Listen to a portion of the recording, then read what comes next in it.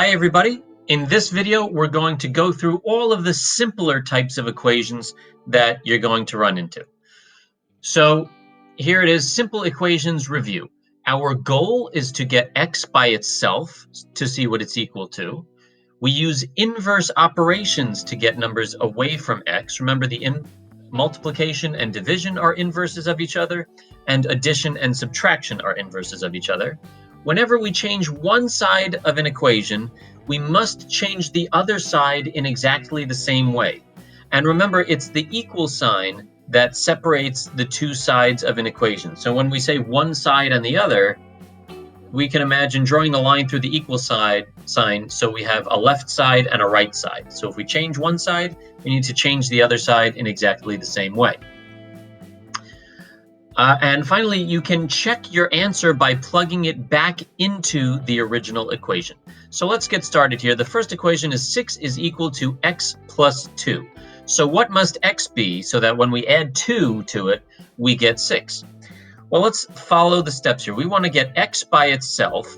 Right now, the number that's on the same side of the equation as x is this 2. Remember, it's the equal sign that separates the two sides of an equation. So 6 is on the other side from x, but 2 is on the same side of the equal sign as x is. So we want to get rid of that 2 so we can get x by itself.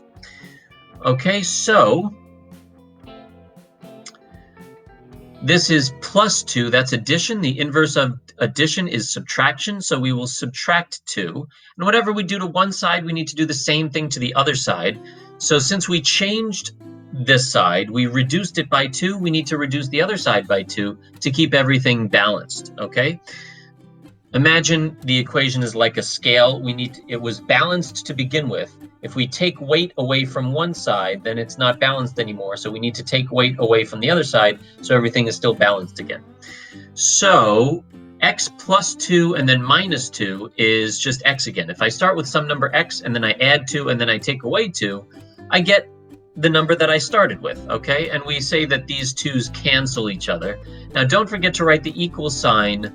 Don't forget to copy that equal sign down. And then 6 minus 2 is 4. So our answer is x equals 4.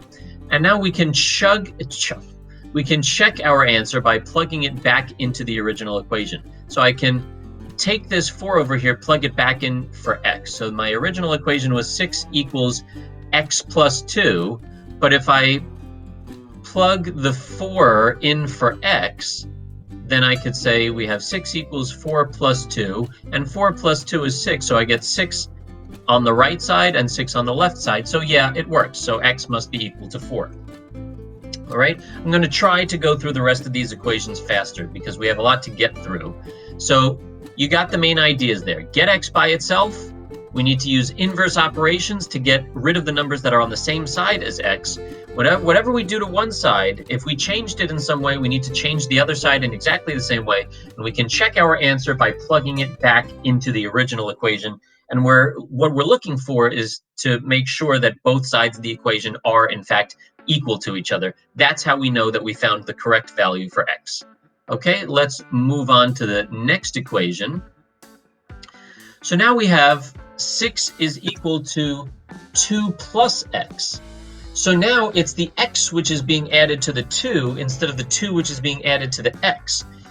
But what we can do here is we can realize that 2 plus x is exactly the same thing as x plus 2. Why? Because of the commutative property, which works for multiplication and addition. So for example, 5 plus 3 is the same as 3 plus 5, right? Both of those are 8. And 2 plus x is exactly the same as x plus 2. So we're actually going to solve this one in exactly the same way as we solved the other one. We're going to subtract 2 from both sides. So what I like to do is if I see a positive 2 here, I like to put an invisible plus sign in front of it to remind me that this expression 2 plus x is really the same thing as x plus 2. So I can handle that 2 in the same way that we did before. And we can subtract 2 from both sides, so we get x is equal to 4. And when we plug 4 back in for x, we see 6 is equal to 2 plus 4, which is a true statement. So we got that one. Let's move on to the next equation. 6 equals x minus 2. This time the 2 is being subtracted. The inverse of subtraction is addition, so we need to add 2. Okay, but remember, whatever I do to one side, I need to do the same thing to the other side. So x minus 2 and then plus 2 is x again. If I start with a some number x and then I take 2 away from it, then I add 2 back, I'm left with the same number that I started with. And don't forget the equal sign, and then 6 plus 2 is 8. Let's plug it back in to see if this makes sense. 6 is equal to 8 minus 2. Yes, 6 is equal to 8 minus 2, so our equation works. Or our answer is correct. Okay, now we have 6 is equal to 2 minus x. Now you might be thinking to yourself, well, maybe 2 minus x is exactly the same thing as x minus 2, so we can solve this one the same way that we solved the other one.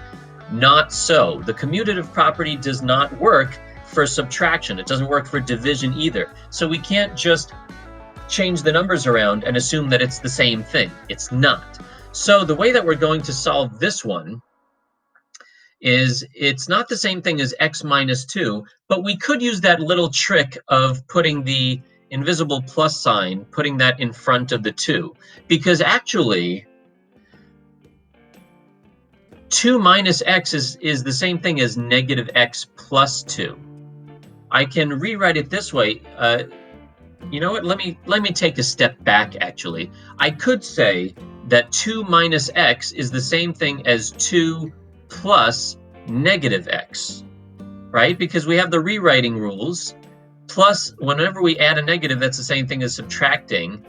Okay, so 2 plus negative x is the same thing as 2 minus x, which is what we had before. So this is actually just another way of writing this one.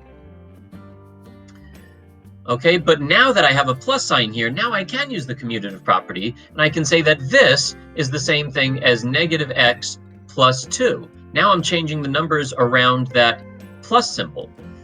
Okay, so actually this is the same as this, and this is the same as this, so this must be the same as this also. So 2 minus x is the same thing as negative x plus 2. So yes, I can use that little trick that I did before of putting a plus in front of that 2. And now the inverse of addition is subtraction, so I can subtract 2 from both sides, because if I'm taking 2 away, that means I'm changing the weight that's on one side. I need to keep it balanced by doing the same thing to the other side. Those cancel out, so we have 6 minus 2 is 4, which is equal to, now don't forget this in front of the x. So this was a subtraction, but we can just, in this context, we can say it's a negative x, or the opposite of x, because x actually could turn out to be a negative number. So it's the opposite of x. Now, 4 is equal to negative x, or the opposite of x. This is actually the same thing as negative 1 times x. We can squeeze a 1 in there. And then, since these things are getting multiplied, negative 1 is getting multiplied with x. The inverse of multiplication is division, so we can divide both sides by negative 1. And this cancels over here, and we have x is equal to positive 4 divided by negative 1 is equal to negative 4. Okay, x is equal to negative 4. Let's plug that back into the original equation just to make sure that it makes sense. If x is in fact equal to negative 4, then when I plug it back, I should get a true statement. So instead of minus x, I'm going to write minus negative 4, and then minus negative becomes plus. So I get 6 is equal to 2 plus 4, and yes, 2 plus 4 is 6, so I get 6 on the left and 6 on the right. So negative 4 is the number that makes this a true statement. Okay, moving on.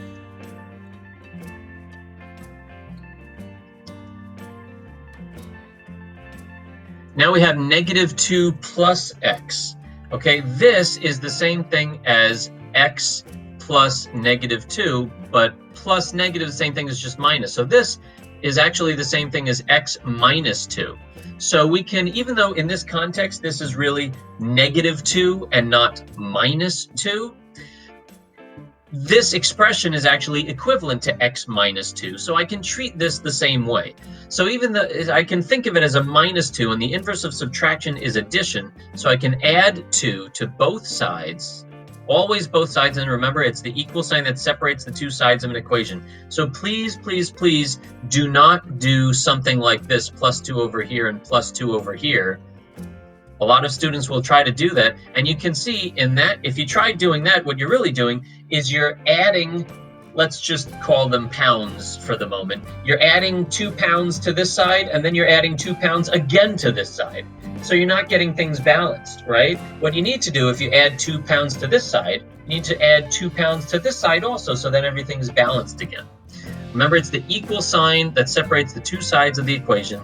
Whatever you do to one side, you have to do the same thing to the other side. So let's put a plus 2 over here and a plus 2 over here. These cancel. We have x. I'm not going to bother writing a plus sign, but if it's a minus sign, it's very important to put that in front of the x. Equals 6 plus 2 is 8. So we have x is equal to 8 and negative 2 plus 8. Okay, so if I were to just check real quick that this in fact does give me a correct answer, if I think of a number line, if I start at negative 2, and then I go plus 8, I go 8 spaces to the right, 1, 2, 3, 4, 5, 6, 7, 8. That didn't look very good, but we'll go with it.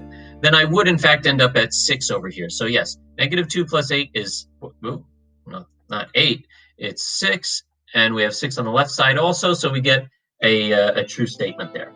Okay, so our answer of x equals 8 must be correct. Moving on.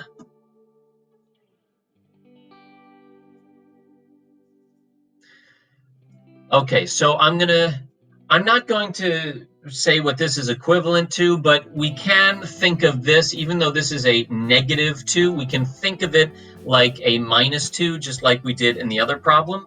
And then we could just do the inverse of subtraction, which is addition, and add 2 to both sides. So that cancels. We get 8 equals negative x, which is like negative 1 times x. So divide both sides by negative 1. That cancels, and we get x is equal to positive 8 divided by negative 1 is negative 8, and that is our answer. Negative 2 minus negative 8. Okay, so there's the minus, and then x is negative 8. So we have negative 8 here. We get negative 2 plus 8, which is actually the same thing that I just did last time on the number line. So I do get 6 is equal to 6. So I'll put a little check there. It's correct. Next problem. Okay, we're finally up to multiplication. We already talked about that a little bit, but if you see a number right next to the unknown here, the unknown is x. And by the way, I'm doing all of these as x's, and I say over here our goal is to get x by itself, but you might see an equation where the variable or the unknown is b or q or j. It doesn't matter. X is just a very common letter to use. So if I see the number right next to the unknown, then that means they're getting multiplied together.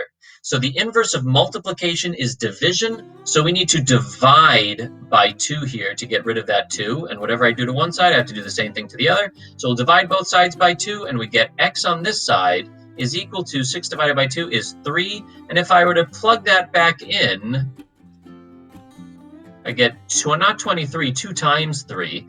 I like to write parentheses. You could also write 2 times 3 like this, or you could write 2 times 3 like this. There are a number of different ways to do it. But this is 2 times 3, which is 6, so I get 6 equals 6. That's good.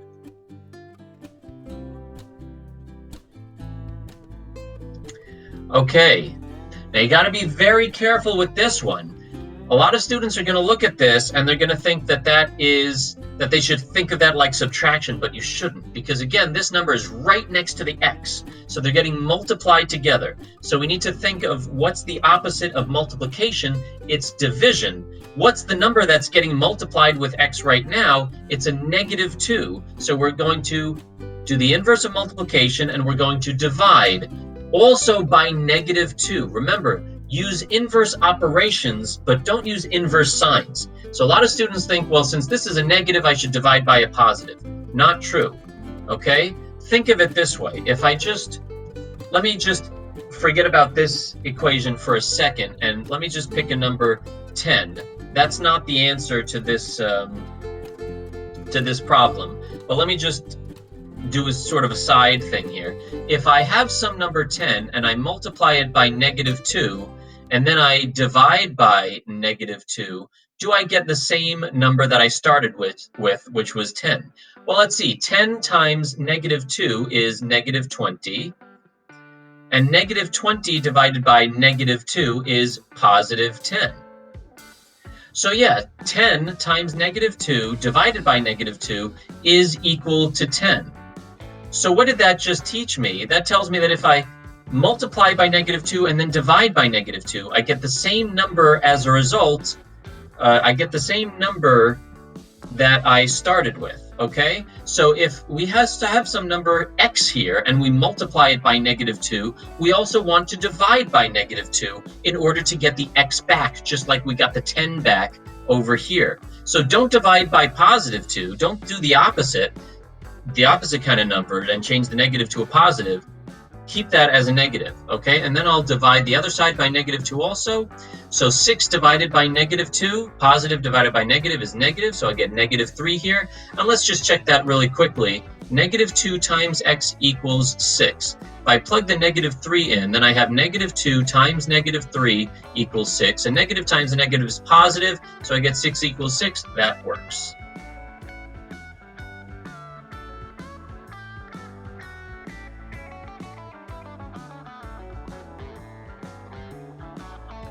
Okay. Now, this is division. The inverse of division is multiplication. So I like to put a dot when I'm multiplying, just because if I put an x, it can get sort of confusing because the unknown is already an x. So I like to use the dot symbol for multiplication. And again, the reason I'm multiplying is because multiplication is the inverse of division, which is what I see here. So in order to get rid of that 2, I need to multiply by 2. Okay, and do the same thing on the other side. Don't forget the equal sign. 6 times 2 is 12. And I've said this before, but I'll say it again. I don't want you to forget the reasoning. Why am I putting an x here? Well, Mr. Friedman, because these cancel. Yeah, but what do we mean by them canceling? We mean that if I start with some number, any number, and then I divide that number by 2, and then I multiply that number, the result by 2. So I start with some number, I divide by 2, and then I multiply by 2. I'm going to end up with the same number that I started with. Okay, and that's the idea behind canceling. Okay, so x equals 12. Does that work? Yeah, because if I were to plug it back in here, 12 divided by 2 equals 6. So yes, it works. And I think we're finally up to the last question. Okay, again, a lot of students are going to look at this and say, oh, that's a -2. Let me add 2 to both sides. Incorrect. You have to pay attention to this symbol also. So it's a fraction bar, but it can represent division as well. So this is the number x divided by -2. So to undo that, we need to multiply by -2, but since multiplying by -2 would change what I have over here, I have to change the other side in the exact same way. Remember, we want to keep things balanced. Okay, and then these cancel out, and we get x equals +6 times -2 is -12. And if we, plug that back into the original equation, so x is -12, we have -12 over -2 equals 6. Is that true? Well, negative divided by negative is positive. 12 divided by 2 is 6. So I get +6 here and 6 on the other side. Okay, so that works.